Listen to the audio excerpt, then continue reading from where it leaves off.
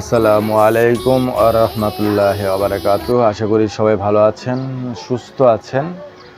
আল্লাহর অশেষ রহমত এবং বরকতে আল্লাহ তাআলা আমাকেও ভালো রেখেছে এবং সেই সাথে আল্লাহর ইবাদত বন্দি করার যে তৌফিক দান করেছে সেই জন্য শুকরিয়া আদায় করতেছি। এই শুকরিয়া আর তো বলছিলাম যে এই মহান আল্লাহ রাব্বুল আলামিনের কথা, যিনি আমাদেরকে মুসলিম হিসাবে মুসলিম পরিবারে জন্মগ্রহণ করার সুযোগ দিয়েছেন। যদি এই সুযোগ না হতো হয়তো আমি বুঝতেই পারতাম না যে ইসলাম সত্য ধর্ম, বা এই সত্য ধর্মে থেকে আমাকে কি ধরনের আমল আখলাক করতে হবে। তো এটার জন্য আল্লাহর অশেষ রহমত এবং বরকত থাকার কারণেই আমাকে আল্লাহ তাআলা মুসলিম পরিবারে জন্মগ্রহণ করিয়েছেন এবং সে অনুযায়ী যতটুকু সম্ভব আমার দ্বারা আমল করার চেষ্টা করতেছি। এবং এটা করলেই হবে না, আরও বেশি করে আমল করার চেষ্টা করতে হবে, কারণ মুসলিমদের যে দায়িত্ব, সে দায়িত্ব এবং কর্তব্য তা পালন করা আমাদের জন্য অত্যন্ত গুরুত্বপূর্ণ। মুসলিমরা পৃথিবীতে মুসলিমদেরকে পাঠানো হয়েছে, সমস্ত মানুষকেই পৃথিবীতে পাঠানো হয়েছে, মুসলিম না শুধু, সমস্ত মানুষকে পৃথিবীতে পাঠিয়েছে। এখান থেকে এই বাজারে পাঠিয়েছে মানুষকে তার আর বাজার, কোন ধরনের বাজার সে নিয়ে যেতে পারবে, কালকে কিয়ামতের দিন নিয়ে হাজির হবে, এবং তার উপরে বিচার বিশ্লেষণ করেই তাকে জান্নাত দেওয়া হবে। আমরা জান্নাত থেকে এসেছি এবং জান্নাতেই যেতে চাই, সেই জন্যই আমাদের এত প্রচেষ্টা, এত আকাঙ্ক্ষা। এবং এই আকাঙ্ক্ষা শেষ তখনই হবে যখন আমি জান্নাতবাসী হতে পারবো ইনশাআল্লাহ। তো আশা করি সবাই জান্নাতবাসী হওয়ার জন্য চেষ্টা করবেন এবং সে অনুযায়ী আল্লাহর হুকুম এবং আহকাম, আল্লাহর যে বিধিবিধান আছে, বিধি নিষেধ আছে, সেগুলো পালন করার চেষ্টা করবেন। নবী করিম সাল্লাল্লাহু আলাইহি সাল্লামের যে সুন্নাহ আছে সে অনুযায়ী আমল করার চেষ্টা করবেন। তো বলছিলাম যে শুরু করছিলাম আজকে যে সূরা মারিয়াম দিয়ে শুরু করতেছিলাম। সূরা মারিয়াম, এর আগে অন্য সূরাগুলো আমি করেছি, তাফসীর করেছি। তো আজকে সূরা মারিয়াম নিয়ে কথা বলবো। সূরা মারিয়াম, মারিয়াম একটা গুরুত্বপূর্ণ সূরা, যেটা ঈসা আলাইহিস সালামের মা হিসাবে পরিচিত। এবং এই সূরা মারিয়ামে অনেকগুলো দিক তুলে ধরা হয়েছে। তার ভিতরে প্রধান যে দিকগুলো হলো, সেটা হলো জাকারিয়া ও ইয়াহিয়া আলাইহিস সালামের যে ঘটনা, তার ঘটনাকে তুলে ধরা হয়েছে। সেই সাথে তুলে ধরা হয়েছে মারিয়াম আলাইহিস সালাম ও ঈসা আলাইহিস সালামের ঘটনা, বিস্ময়কর যে জন্ম ও তার মুজেজা তা তুলে ধরা হয়েছে। কাফিরদের লাগাতার সন্দেহ, অবিশ্বাস, অহংকারকে কীভাবে অহংকারী হয়ে ওঠে এবং এতে করণীয় কী, এবং সর্বোপরি এখান থেকে দুটা জিনিস যদি কেউ আঁকড়ে ধরতে পারে, অর্থাৎ এই যে ঘটনাটা বর্ণনা করেছে পবিত্র কোরআনে, কেন, কোনো উদ্দেশ্য অবশ্যই আছে। সেই উদ্দেশ্যের দুটা দিক আমি আপনাদেরকে তুলে ধরতে চাই। একটা দিক হলো যে একজন মানুষের তিনটা স্তর থাকে। একটা মানুষ জন্মের মধ্য দিয়ে, একটা মানুষ পৃথিবীতে আসার মধ্য দিয়ে তার তিনটা স্তর থাকে। একটা হলো তার পেটে, সে যখন জন্মগ্রহণ করার আগে যে যখন মাতৃগর্ভে থাকে, সেটা একটা জগৎ। একটা মানুষ তিনটা জগৎকে মোকাবেলা করতে হয় এবং এই তিনটা জগতের সফলতাই তাকে আসলে জান্নাতে নিয়ে যায়। অর্থাৎ মাতৃগর্ভের যে জগৎটা, সেটা সে কীভাবে কাটায়, সে একটা আতঙ্কগ্রস্তের ভিতরে থাকে এবং সেখান থেকে যখন পৃথিবীতে আসে তখন সে আবার নতুন করে একটা আতঙ্কে এসে পড়ে যে পৃথিবীতে সে কীভাবে বসবাস করবে। এবং এই পৃথিবী থেকে সে বসবাস করে আবার যে জগৎটা আসে সেটা হলো যে মৃত্যুর যে জগৎ, অর্থাৎ মৃত্যুর মধ্য দিয়ে যে কবরের জগৎটা, জিন্দিগিটা থাকে, এই জগতে সে কীভাবে বসবাস করবে। এই তিনটা জগৎ আসলে গুরুত্বপূর্ণ একটা মানুষের জন্য, এবং এই তিনটা জগৎ নিয়ে যদি কেউ ভাবনা চিন্তা করে তাহলে যে জিনিসগুলো সে পাবে সে অবশ্যই আল্লাহ এবং তার রাসূলের দেখানো পথেই সে চলতে বাধ্য হবে, এবং তা থেকে সে কখনোই বিচলিত হবে না। এটাই হলো সূরা মারিয়ামের আসলে মূল যে থিম সেখানে তুলে ধরা হয়েছে এভাবেই।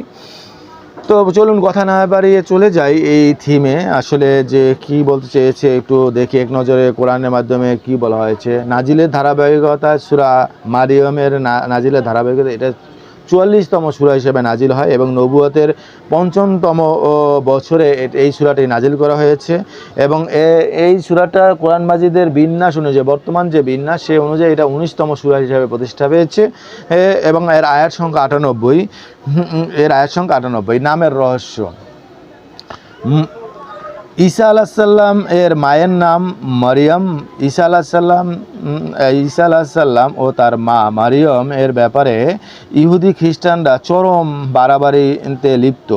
একদিকে ইহুদিরা তাদের ব্যাপারে অত্যন্ত বাজে কথা বলে, অন্যদিকে খ্রিস্টানরা তাদের উপর ইলাহার মর্যাদা আরোপ করে। এই সূরায় 16 এবং 38 এবং 88 এবং 95 নং আয়াতে মারিয়াম ও ঈসা আলাইসাল্লামের প্রকৃত পরিচয় ও মর্যাদা তুলে ধরা হয়েছে। সেখান থেকে এই সূরাটির নামকরণ করা হয় সূরা মারিয়াম। থিম যে অর্থাৎ মেজর থিমে আগেই বলেছিলাম যে কী কী তুলে ধরা হয়েছে। জাকারিয়া ও ইয়াহইয়া আলাইসাল্লামের দুয়া কবুলের গল্প, মারিয়াম আলাইসাল্লামের পরীক্ষা, ঈসা আলাইসাল্লামের বিস্ময়কর জন্ম ও মুজিজা, কাফিরদের লাগাতার সন্দেহ ও বিশ্বাসের অহংকার, এই জিনিসগুলোই এই সূরায় তুলে ধরা হয়েছে। সূরার সারে নজুল, সূরাটি কোন পরিস্থিতিতে নাজিল হয় তা নাজিল হয়েছে তা দেখতে গেলে এই নাজিলের পরের সময়টা দেখতে হবে। মক্কায় কুরাইশদের অত্যাচারের মাত্রা তখন ভীষণ তীব্র। নির্যাতন থেকে বাঁচার জন্য নবীজি কিছু মুসলমানকে হাবশায় পাঠিয়ে দিলেন। তাদেরকে ফিরিয়ে আনতে মুশরিকদের দুইজন নেতা সেখানে হাজির হন। সেখানকার বাদশার নাজাশী তখন খ্রিস্টান ছিলেন। তার কাছে ওই দুইজন গিয়ে কানপড়া দিতে লাগলো। মুসলিমরা ঈসা আলাইসাল্লামকে নিয়ে বদ ধারণা পোষণ করে এমন মিথ্যে অভিযোগ করলো তারা। নাজাশী তাদেরকে তলব করে ব্যাপারটা জানতে চাইলেন। মুসলমানদের পক্ষ থেকে জাফর রাদিয়াল্লাহু আনহু কথা বললেন। এইসব ব্যাপারে সূরা মারিয়ামে যেমন বিবরণ এসেছে, আর নবীজি যা শিখিয়েছেন তার সবটা বললেন তিনি। সব কিছু শুনে নাজাশী বুঝতে পারলেন এটি অবশ্যই আল্লাহর কালাম। আর ঈসা আলাইসাল্লামের ব্যাপারে কোরআনে যা বলা হয়েছে তা সম্পূর্ণই ঠিক। তখন তিনি মুসলমানদেরকে নীরবতা দিলেন, কাফিরদের ফিরালেন খালি হাতে। এছাড়া এই সূরায় আরেক অংশে দেখানো হয়েছে নিজ গোত্রের অত্যাচার থেকে বাঁচতে ইব্রাহিম আলাইসাল্লাম নিজের ঘর ছেড়েছিলেন। এই দুটো ঘটনাকে এক সুতোয় গাঁথলে বোঝা যায় ইব্রাহিম আলাইসাল্লামের মতো মুসলমানরাও ঘর ছাড়ার ইঙ্গিত দেওয়া, এবং ঘর ছাড়বার পর নাজাশীর সামনে কি জবাব দিতে হবে তা শেখাতেই যেন কোরআনের এই সূরাটি নাজিল হয়েছিল। সেগমেন্ট, জাকারিয়া, ইয়াহইয়া, মারিয়াম, ঈসা, ইব্রাহিম, মুসা ও হারুন, ইসমাইল, ইদ্রিস আলাইসাল্লাম আল্লাহর সৎকর্মশীল বান্দাদের অন্তর্ভুক্ত। পৃথিবী থেকে কোনো নবী বিদায় নেওয়ার পরই তার জাতির মধ্যে তৈরি হয় নানা বিভাজন, এমনকি শেষ পর্যন্ত তারা আল্লাহর সাথে ভয়ানক শিরকে জড়ায়। নেককার ও বদকার এই দুই শ্রেণীর পরিণতিও দুরকম। এক পক্ষ থাকবে সম্মানিত অতিথির সামনে, আরেক পক্ষ হাঁকিয়ে নেওয়া হবে জাহান্নামের দিকে। অর্থাৎ এই সূরাতে দুইটা দিক বর্ণনা করা হয়েছে। এক নম্বরে হলো যারা ডানের দিকে থাকবে তারা যাবে জান্নাতে, এবং যারা বামের দিকে থাকবে তাদেরকে হাঁকিয়ে নেওয়া হবে, অর্থাৎ তাদেরকে তাড়িয়ে নেওয়া হবে জাহান্নামের দিকে। এই কথাটাই এই সূরাতে স্পষ্টভাবে তুলে ধরা হয়েছে। এরপরে গতিপথে বলা হয়েছে যে জাকারিয়া আলাইহিস সালামের দোয়া। অর্থাৎ জাকারিয়া আলাইহিস সালামের কথা বলতে গেলে জাকারিয়া আলাইহিস সালামের যখন বৃদ্ধ বয়স হয়েছিল এবং তার যখন কোনো সন্তান হচ্ছিল না, তখন তিনি আল্লাহর কাছে অনেক কান্নাকাটি করে দোয়া করেছিলেন এবং আল্লাহ তখন তার দোয়াটা কবুল করেছিলেন। এবং এই কবুলের ফলে ইয়াহইয়া আলাইহিস সালামের জন্ম হয়। তিনিও জন্মের পরেই তিনি নবী হিসাবে স্বীকৃতি পান। এবং এই ইয়াহইয়া আলাইহিস সালাম যে এসেছিলেন, তিনিও কিন্তু সত্য ধর্ম প্রচার করেছিলেন এবং সত্য ধর্মের কথা তিনি মানুষকে বোঝাতে লেগেছিলেন। এবং এই ইয়াহইয়া আলাইহিস সালামের ঠিক 6 মাস পরেই, এই 6 মাসের ব্যবধানেই হযরত ঈসা আলাইহিস সালাম আসে। অর্থাৎ মরিয়ম আলাইহিস সালামের গর্ভ থেকে হযরত ঈসা আলাইহিস সালামের জন্ম হয়। এবং মরিয়ম সালামের গর্ভধারণ হওয়াটা ছিল একদম অলৌকিক। অর্থাৎ আল্লাহ তাআলা দেখিয়েছিল যে আমি চাইলেই সব কিছু পারি। আর এই মরিয়ম আলাইহিস সালাম ছিলেন ইমরান আলাইহিস সালামের মেয়ে। ইমরান আলাইহিস সালাম ছিলেন, আর এই ইমরান আলাইহিস সালাম কিন্তু ছিলেন মসজিদের একজন ইমাম, অর্থাৎ খাদেম হিসাবে পরিচিত ছিল। এই ইমরান আলাইহিস সালামের সন্তানই হলো মরিয়ম আলাইহিস সালাম, এবং মরিয়ম আলাইহিস সালামের মাধ্যমেই ঈসা আলাইহিস সালামের জন্ম হয়। এবং ঈসা আলাইহিস সালামের যখন জন্ম হয়, তখন নানা ধরনের কুশল ঘটনা, যে বিবাহিত হয়নি, কীভাবে তার জন্ম হলো, এই সকল ব্যাপারটা নিয়েই এই সূরা মারিয়াম আল্লাহ তাআলা নাজিল করেন। এবং এই সূরা মারিয়ামে আল্লাহ তাআলা জানিয়ে দেন কীভাবে ঈসা আলাইহিস সালামকে সৃষ্টি করা হয়েছে, এবং ঈসা আলাইহিস সালাম যে পরবর্তী নবী এবং রাসূল হিসেবে প্রতিষ্ঠিত হবেন, সেটা এই সূরার মাধ্যমে আমরা জানতে পারি। নবীগণের আগমন ও ওহী। আদম আলাইহিস সালাম থেকে শুরু করে মুহাম্মদ সাল্লাল্লাহু আলাইহি সাল্লাম পর্যন্ত বহু নবীকে আল্লাহ পৃথিবীতে পাঠিয়েছেন। তারা সবাই আল্লাহর পক্ষ থেকে মানুষের মাঝে পৌঁছে দিয়েছেন আসমানি পয়গাম। কাফিরদের সতর্কতা। সূরার শেষ ভাগে পরকালের দৃশ্য ফুটিয়ে তোলা হয়েছে এবং এর মাধ্যমে কাফিরদেরকে করা হয়েছে কঠোর হুঁশিয়ারি।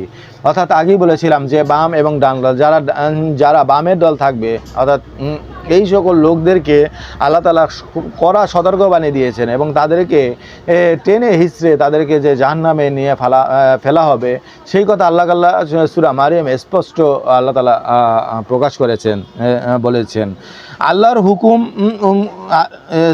আল্লাহর হুকুমে গর্ভধারণ করলেন মরিয়ম আলাইহিস সালাম, কিন্তু পাড়া প্রতিবেশী যদি টের পায় স্বামী নেই অথচ মরিয়ম গর্ভবতী, তাহলে কেমন হবে ব্যাপারটা?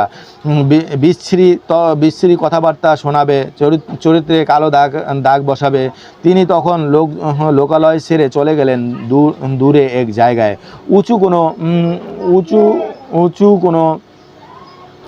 কোনো পাহাড়ে। একটা খেজুর গাছের গুঁড়িতে বসে পড়লেন, বিড়বিড় করে বললেন, হায়, আমি যদি মরে গিয়ে স্মৃতি থেকে হারিয়ে যেতাম। তখন পাহাড়ের নিচ থেকে এক ফেরেশতা ডাকলেন তাকে, সান্ত্বনা দিলেন, বললেন, মারিয়ম, একদম দুশ্চিন্তা করবেন না। আপনার রব আপনার জন্য একটা নদী বানিয়ে দিয়েছে, এটা আপনার আওতায় থাকবে। আপনি বয়ে চলতে বললে বয়ে চলবে, থামতে বললে থেমে যাবে। আর এই যে খেজুর গাছ, ওটার ডাল ধরে ঝাঁকি দিলে টপ টপ করে পাকা খেজুর পড়বে। সুতরাং যেসব খেজুর খান, নদী থেকে পান করুন আর চোখ জুড়ান। অর্থাৎ এসব খেজুর আপনি খেতে থাকেন এবং পানি পান করতে থাকেন এবং চোখ জুড়াতে থাকেন। এখান থেকে কোনো তাফসির বিশেষজ্ঞ মত দিয়েছেন যে গর্ভবতী কিংবা সদ্য মা হওয়া নারীদের জন্য খেজুর অত্যন্ত উপকারী খাবার। বর্তমানে দেখা যাচ্ছে ডাক্তাররাও গর্ভবতী মায়েদের নিয়মিত খেজুর খেতে বলেন। খেজুর একদিকে মায়ের পুষ্টি ও শক্তি যোগান দেয়, আর শারীরিক দুর্বলতা ও মুড সুইং কাটাতে ভালো ভূমিকা রাখে। অন্যদিকে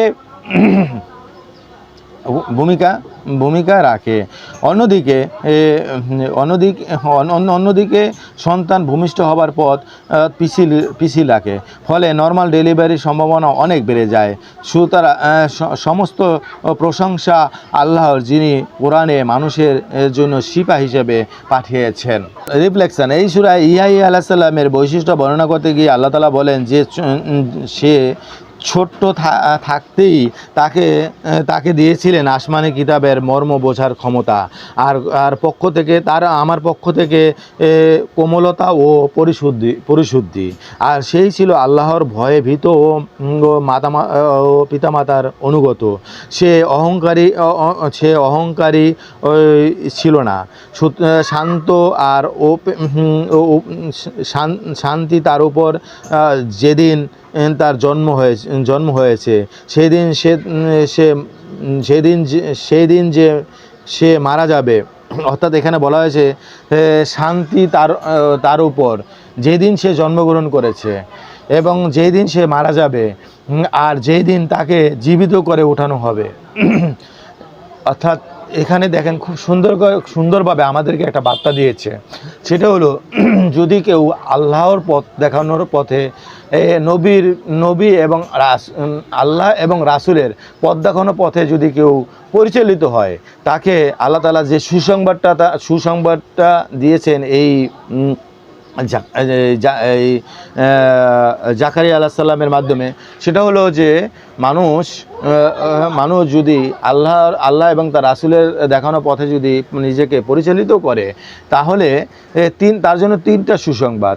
একটা হলো যে সে যেদিন জন্মগ্রহণ করছে সেদিন যেভাবে জন্মগ্রহণ করেছিল নিষ্পাপ হিসাবে, সেদিন সেভাবে নিষ্পাপ হিসাবে থাকবে। মায়ের গর্ভে যেভাবে সে নিষ্পাপ ছিল, যেদিন সে হবে মারা যাবে, সেদিন সে নিষ্পাপ হিসাবে মারা যাবে। আবার তাকে যখন উঠানো হবে, সে শান্তির সহিত তাকে উঠানো হবে। অর্থাৎ ইসলামের যে আদেশ নিষেধ যারা পুঙ্খানুপুঙ্খানু পালন করবে, তাদের কথাই এখানে বলা হয়েছে। এরপরে দেখি একজন সুফি সুফিয়ান ইবনু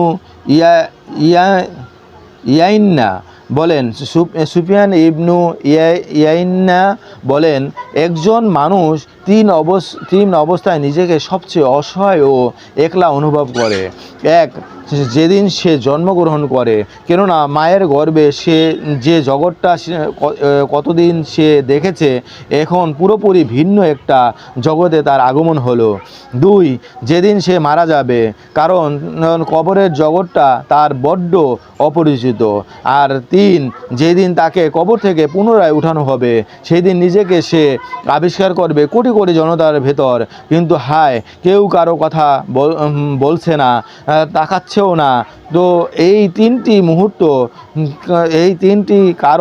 মুহূর্তের ব্যাপারে আল্লাহ তাআলা ইয়াহইয়া আলাইহিস সালামকে অভয় দিয়েছেন। সুতরাং দু চোখ বুঝে একটু গভীর ভাবনা ডুব দিন। তো আপনার সামনে পড়ে থাকা বাকি দুটি সময়ের একাকিত্ব টের পাচ্ছেন কি? যদি পেয়ে থাকেন, তবে এখনই নিজেকে বদলে ফেলার বা বদলে নেওয়ার চেষ্টা করেন। তাহলে আপনার জন্য থাকবে এই সুসংবাদ। শান্তি আপনার উপর যেই দিন আপনার জন্ম হয়েছে, যেদিন আপনি মারা যাবেন, আর যেই দিন আপনাকে জীবিত উঠানো হবে। অর্থাৎ সূরা মারিয়ামে স্পষ্ট তিনটা বার্তা আল্লাহ তাআলা খুব পুঙ্খানুভাবে, সুন্দরভাবে, সুচারুরূপে বর্ণনা করেছেন।